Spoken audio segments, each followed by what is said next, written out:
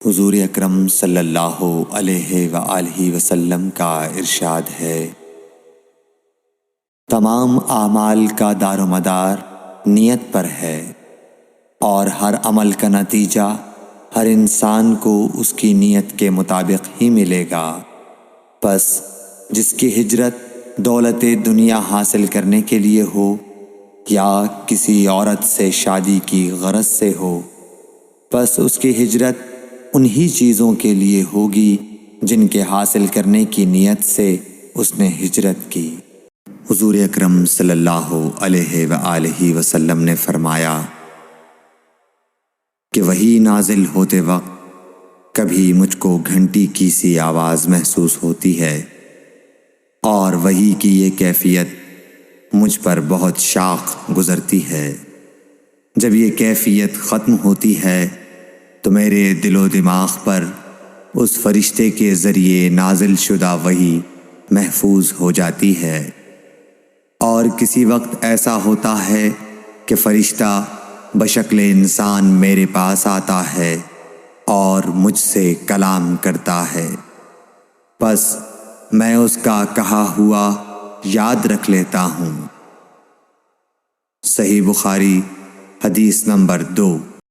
حضرت صلی اللہ علیہ وآلہ وسلم پر وحی کا ابتدائی دور اچھے سچے پاکیزہ خوابوں سے شروع ہوا۔ آپ خواب میں جو کچھ دیکھتے وہ صبح کی روشنی کی طرح صحیح اور سچا ثابت ہوتا۔ پھر من جانب قدرت آپ تنہائی پسند ہو گئے، اور آپ نے غار حرا میں خلوت نشینی اختیار فرمائی، اور کئی دن اور رات وہاں مسلسل عبادت اور یاد الہی و ذکر میں مشغول رہنے لگے۔ جب تک گھر آنے کو دل نہ چاہتا توشہ ہمراہ لیے ہوئے وہاں رہتے۔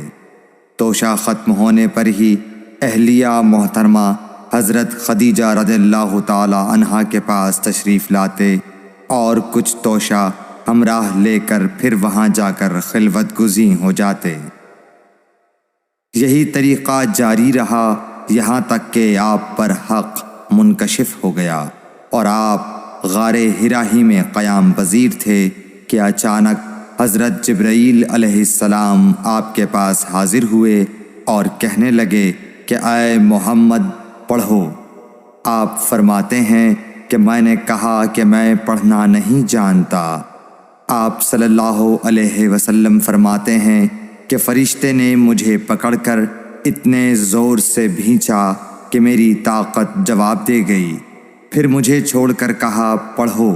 میں نے پھر وہی جواب دیا کہ میں پڑھا ہوا نہیں ہوں۔ اس فرشتے نے مجھ کو نہایت ہی زور سے بھینچا کہ مجھ کو سخت تکلیف محسوس ہوئی، پھر اس نے کہا کہ پڑھ۔ میں نے کہا میں پڑھا ہوا نہیں ہوں۔ فرشتے نے تیسری بار مجھ کو پکڑا اور تیسری مرتبہ پھر مجھ کو بھینچا، پھر مجھے چھوڑ دیا اور کہنے لگا کہ پڑھو اپنے رب کے نام کی مدد سے جس نے پیدا کیا اور انسان کو خون کی پھٹکی سے بنایا۔ پڑھو، اور آپ کا رب بہت ہی مہربانیاں کرنے والا ہے۔ پس یہی آیتیں آپ حضرت جبرائیل علیہ السلام سے سن کر اس حال میں غار حرا سے واپس ہوئے کہ آپ کا دل اس انوکھے واقعے سے کانپ رہا تھا۔ آپ حضرت خدیجہ کے ہاں تشریف لائے اور فرمایا کہ مجھے کمبل اوڑھا دو، مجھے کمبل اوڑھا دو۔ لوگوں نے آپ کو کمبل اوڑھا دیا۔ جب آپ کا ڈر جاتا رہا تو آپ نے اپنی زوجہ محترمہ حضرت خدیجہ رضی اللہ تعالی عنہا کو تفصیل کے ساتھ یہ واقعہ سنایا، اور فرمانے لگے کہ مجھ کو اب اپنی جان کا خوف ہو گیا ہے۔ آپ کی اہلیہ محترمہ حضرت خدیجہ رضی اللہ تعالی عنہا نے آپ کی ڈھارس بندھائی اور کہا کہ آپ کا خیال صحیح نہیں ہے۔ اللہ کی قسم آپ کو اللہ کبھی رسوا نہیں کرے گا۔ آپ تو اخلاق فاضلہ کے مالک ہیں، آپ تو کنبہ پرور ہیں، بے کسوں کا بوجھ اپنے سر پر رکھتے ہیں، مفلسوں کے لیے آپ کماتے ہیں، مہمان نوازی میں آپ بے مثال ہیں اور مشکل وقت میں آپ امر حق کا ساتھ دیتے ہیں۔ ایسے اوصاف حسنہ والا انسان یوں بے وقت ذلت و خواری کی موت نہیں پا سکتا۔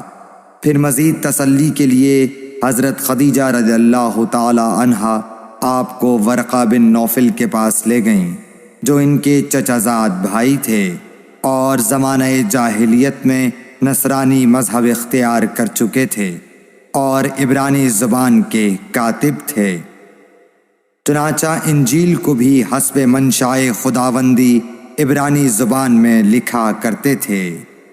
انجیل سریانی زبان میں نازل ہوئی تھی، پھر اس کا ترجمہ عبرانی زبان میں ہوا۔ ورقہ اسی کو لکھتے تھے۔ وہ بہت بوڑھے ہو گئے تھے، یہاں تک کہ ان کی بینائی بھی رخصت ہو چکی تھی۔ حضرت خدیجہ رضی اللہ تعالی عنہا نے ان کے سامنے آپ کے حالات بیان کیے اور کہا کہ اے چچا زاد بھائی، اپنے بھتیجے محمد صلی اللہ علیہ وسلم کی زبانی ذرا ان کی کیفیت سن لیجئے۔ وہ بولے کہ بھتیجے، آپ نے جو کچھ دیکھا ہے اس کی تفصیل سناؤ۔ چنانچہ آپ صلی اللہ علیہ وآلہ وسلم نے از اول تا آخر پورا واقعہ سنایا، جسے سن کر ورقہ بے اختیار ہو کر بول اٹھے کہ یہ تو وہی ناموس معزز رازدان فرشتہ ہے جسے اللہ نے حضرت موسیٰ علیہ السلام پر وحی دے کر بھیجا تھا۔ کاش میں آپ کے اس عہد نبوت کے شروع ہونے پر جواں عمر ہوتا، کاش میں اس وقت تک زندہ رہتا جب کہ آپ کی قوم آپ کو اس شہر سے نکال دے گی۔ رسول کریم صلی اللہ علیہ وآلہ وسلم نے یہ سن کر تعجب سے پوچھا کہ کیا وہ لوگ مجھ کو نکال دیں گے، حالانکہ میں تو ان میں صادق و امین و مقبول ہوں؟ ورقہ بولا، ہاں یہ سب کچھ سچ ہے، مگر جو شخص بھی آپ کی طرح امر حق لے کر آیا لوگ اس کے دشمن ہی ہو گئے ہیں۔ اگر مجھے آپ کی نبوت کا وہ زمانہ مل جائے تو میں آپ کی پوری مدد کروں گا۔ مگر ورقہ کچھ دنوں کے بعد انتقال کر گئے، پھر کچھ عرصے تک وحی کی آمد موقوف رہی۔ صحیح بخاری حدیث نمبر 3۔